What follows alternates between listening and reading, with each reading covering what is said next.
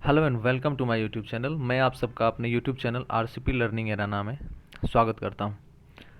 जैसा कि हमने बताया था कि छोटे छोटे वीडियोस जो मॉडर्न हिस्ट्री के अपलोड्स किए जाएंगे, उसमें से आज पहला चैप्टर है एडवेंट्स ऑफ यूरोपियन।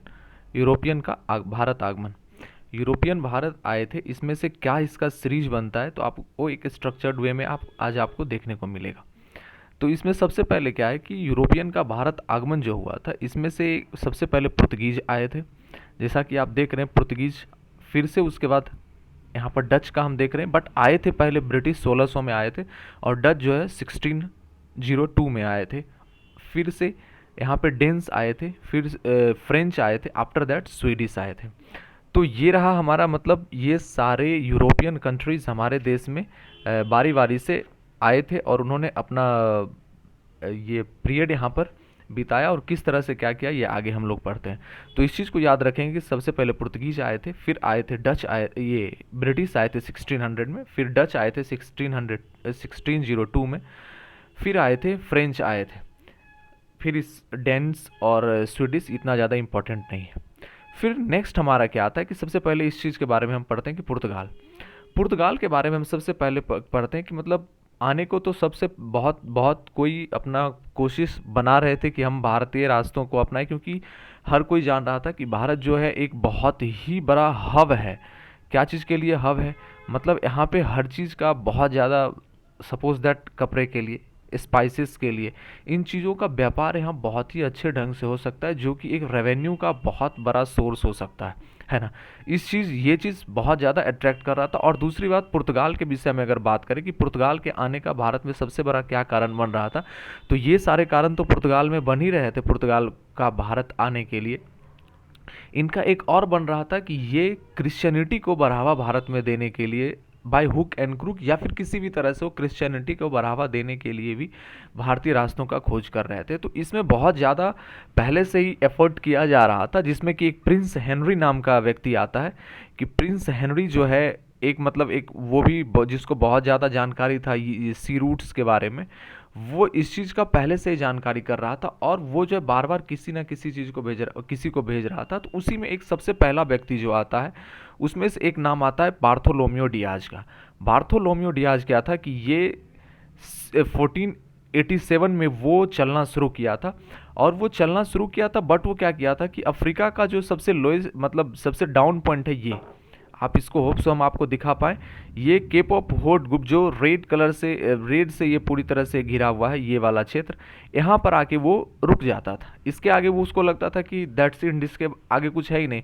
वो इस तरह से पुर्तगाल के रास्ते से आता था, यहाँ से पुर्तगाल के रास्तों से आया, और आफ्टर दैट फिर क्या करता था कि वो केप ऑफ गुड होप यहाँ पे एक जगह है, उस जगह पे आके रुक जाता था, और यहाँ से आगे नहीं बढ़ता था। तो इसी को, मतलब यहाँ पर से आगे बढ़े, इस चीज़ को करने के लिए क्या किया उन्होंने, वास्को डिगामा को सेलेक्ट किया। तो बार्थोलोमियो, अगर आपसे पहले पूछा जाए कि सबसे पहले किसे ये किया गया था, तो सबसे पहले बार्थोलोमियो डियाज को ही 1487 में किया गया था। आफ्टर दैट फिर किसे भेजा गया, फिर से वास्को डिगामा को भेजा गया। वास्को डिगामा को भेजा गया, इसका अराइवल होता है कालीकट पे।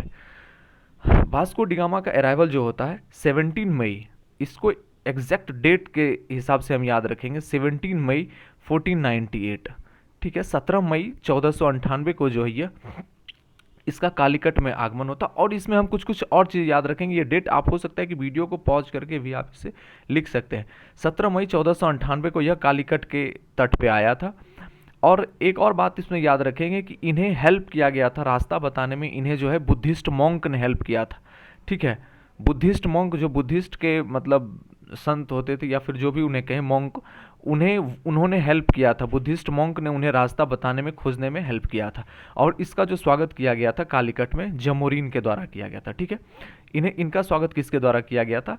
जमोरीन में। तो वास्को डिगामा के बारे में सबसे पहले याद रखना है कि 17 मई 1498 को यह कालीकट के तट पे आए थे with the help of the Buddhist monk who gave him the way for the Calicut, उनको रास्ता दिखाया गया था कालीकट के, किसके द्वारा, बुद्धिस्ट मॉन्क के द्वारा दिखाया गया था, और 17 मई 1498 को यह भारत के कालीकट में आए थे। अब इनका रिश्ता कैसा था, संबंध कैसा था जमोरिन के साथ।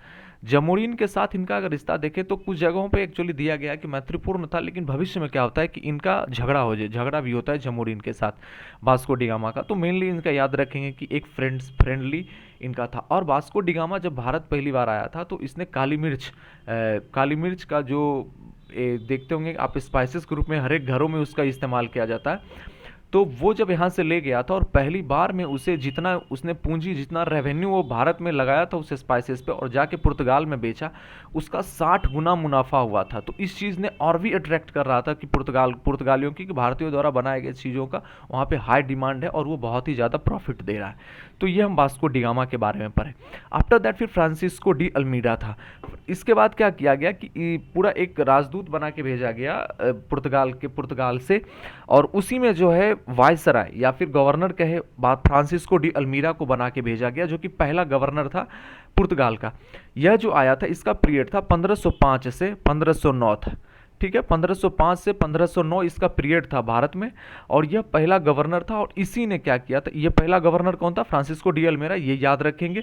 और उसके बाद इसका और क्या था, तो इसका ब्लू वाटर पॉलिसी था, इसे याद रखेंगे। ब्लू वाटर पॉलिसी वो होता था जिसमें कि पानी, मतलब इंडियन ओशियन में अपना वर्चस्व किसका चलेगा उस चीज़ को, और मतलब समुद्री मार्गों में अपना, समुद्री मार्गों इन द सेंस व्यापार के लिए जो हमारा इंडियन ओशियन था उसमें से अपना पावर शो करने के लिए जो पॉलिसी बनाया गया था उसे ब्लू वाटर पॉलिसी कहते हैं। और ये किसके द्वारा बनाया गया था, तो फ्रांसिस्को डी अल्मीरा के द्वारा बनाया गया था। इसके बाद आता है अल्फांसो डी अल्बुकर्क आता है। फ्रांसिस्को डी अल्बुकर्क का जो टाइम पीरियड होता है, फ्रांसिस्को डी अल्बुकर्क का जो होता है 1509 से लेके 1515 तक होता है, ठीक है, 1509 से लेके 1515 तक होता है। ये रियल फाउंडर ऑफ पुर्तगाल होता है, ठीक है, इसको रियल फाउंडर ऑफ पुर्तगीज होता है। फिर इसका क्या होता है कि इसने अपना हेड क्वार्टर जो है किस कहाँ बनाया था, इसने अपना हेड क्वार्टर कोचीन में बनाया था। इस चीज़ को भी याद रखेंगे कि अपना हेड क्वार्टर कहाँ बनाया था, इसने कोचीन बनाया था।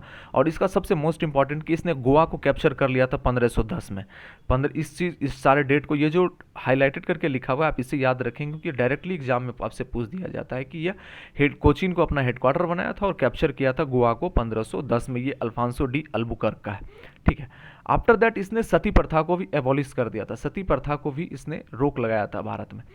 फिर इसके बाद आता है नीनो द कुन्हा का। नीनो दी कुन्हा का बात आता है कि इसने क्या किया कि अपना ट्रांसफ़र कर लिया कैपिटल को। ट्रांसफ़र कैपिटल का कहाँ से कहाँ किया, इसने ट्रांसफ़र किया कैपिटल का कोचीन से गोवा कर लिया। मतलब इससे पहले जो पुर्तगालियों का जो कैपिटल था वो कहाँ था, कोचीन था, और इसने क्या किया अपना ट्रांसफ़र कर लिया। और इसका डेट पूछता है कि इसका कब किया गया था, तो इसका हम याद रखेंगे कि 1530 में क्या हुआ था, इसने अपना ट्रांसफ़र कर लिया था कैपिटल कहाँ से, Cochin to Goa. Nuno da Cunha के बारे में। आफ्टर दैट कुछ और पॉइंट्स जो पुर्तगाल के विषय में आता है उठ के, इसने क्या किया कि इंग्लिश के द्वारा, जब हम इंग्लिश के विषय में पढ़ाएंगे तो वहाँ पे इस चीज़ को फिर से ज़्यादा विस्तार से चर्चा करेंगे कि इसने सूरत को क्या किया, 1612 ईस्वी में सूरत इसने खो दिया। मतलब ब्रिटिश ने इससे छीन लिया था 1612 में। फिर क्या किया कि मुगल नोवेल कासिम खान जो है हुगली में इसको 1631 में, एक्चुअली क्या किया गया था ना कि हुगली में इसको अपना कारखाना सेटअप करने के लिए शाहजहां के द्वारा ये ऑर्डर दिया गया था, इन्होंने किया भी, बट उन्होंने अपना मनमानी वहाँ पे करना शुरू किया। तो उस समय मुगल बहुत ही ज़्यादा शाहजहां के अंडर में बहुत ही पावरफुल था। जब उन्होंने इस चीज़ को देखा करते हुए, वहाँ पे एक्चुअली हो क्या रहा था कि वहाँ ज़बरदस्ती धर्म परिवर्तन हो रहा था, ज़बरदस्ती कुछ से कुछ किया जा रहा था पुर्तगालियों के द्वारा। तो उसने क्या किया, जब इस चीज़ को शाहजहां के बाद इसका खबर आया तो उसने अपने नॉवेल कासिम खान के अंडर में अपनी सेना को भेजकर पूरी तरह से तहस नहस पुर्तगाल का कर दिया। वहाँ पे सारा कारखाना को उसको एबॉलिश पूरा तरह से ठप कर दिया गया। और पूरे के ऐसा कहा जाता है कि हजारों हजार पुर्तगालियों को बंदी बना के रख लिया गया था। तो इसे याद रखेंगे 1631 में किया गया था। उन्होंने पहला अपना फैक्ट्री कोचीन में स्थापित किया गया था और दूसरा उन्होंने कन्नूर में किया था। इसके बाद क्या आता है कि उन्होंने कल्टीवेशन भी इंट्रोड्यूस किया भारत में। क्या चीज़ का कल्टीवेशन, टोबैको का, तंबाकू का, पोटैटो का खेती भी हम लोगों ने इन्हीं से सीखा था। इस चीज़ को याद रखें। फिर क्या होता है कि पहली बार प्रिंटिंग प्रेस जो है इनके द्वारा ही 1556 में गोवा में लगाया था। ये जो हाईलाइटेड पॉइंट लिखा हुआ है आप पक्का याद रखिएगा, इंपॉर्टेंट है एग्जाम्स के लिए। फिर इसके बाद एक आता है, इसी में हम बताना भूल गए, कार्टेज सिस्टम। कार्टेज सिस्टम क्या होता था कि जैसा कि हमने बताया ब्लू वाटर पॉलिसी बताया था, उसमें क्या होता था कि कार्टेज सिस्टम में क्या होता है कि अगर भारतीय जहाज़ों को पूरी तरह से फ्रीली वहाँ मूव करना है पानी में, तो उनको क्या किया जाता था कि पुर्तगाली गवर्नर्स के द्वारा या फिर पुर्तगाली हाई कमान के द्वारा उनको ऑर्डर पास करवाना होता था। अगर आप बिना ऑर्डर के उसमें चले गए तो आपके सामान को या फिर आपके पूरी तरह से जहाज़ को लूट लिया जाता था। मतलब वैसा ऑर्डर जो आपको फ्रीली मूव करने के लिए वो लेना पड़ता था पुर्तगीज गवर्नर या फिर पुर्तगीज हाई कमान से, उसे क्या कहा जाता था, उसे कार्टेज सिस्टम कहा जाता था। यहाँ सिस्टम का वर्ड मीनिंग गलत है, आप उसे सुधार कर लीजिएगा। फिर क्या किया गया कि सबसे पहले तो पुर्तगीज ही भारत में आए और सबसे लास्ट में गए भी कौन, सबसे लास्ट में गए भी पुर्तगीज ही। पुर्तगीज कब गए तो 1961 में गए थे, ठीक है। और इसको ऑपरेशन विजय के द्वारा जो है भारतीय सेना के द्वारा इसको 1961 में, तो आपसे ये क्वेश्चन पूछा जाएगा कि सबसे पहले भारत में कौन सा यूरोपियन आया था और सबसे बाद में कौन गया था, तो सबसे पहले पुर्तगीज आए थे और सबसे लास्ट में पुर्तगीज गए थे। तो इतनी जानकारी थी पुर्तगीज। और इसके विषय में जानकारी आएगी जैसे जैसे और कोई इसमें जुड़ेंगे, लाइक जैसे ब्रिटिश, डच और कुछ कुछ उससे लिंकअप होता हुआ जाएगा, तो आपको लिंकअप करके हिस्ट्री को पढ़ने में और ज़्यादा मजा आएगा। आई होप सो आज का सेशन आपको पसंद आया होगा। अगर आपको ये सेशन पसंद आया हो तो आप मेरे वीडियो को लाइक कर सकते हैं, अपने दोस्तों के साथ इस वीडियो को शेयर कर सकते हैं और मेरे चैनल को सब्सक्राइब कर सकते हैं। मिलते हैं फिर से अगले वीडियो में। तब तक के लिए bye bye, take care, thank you, जय हिंद।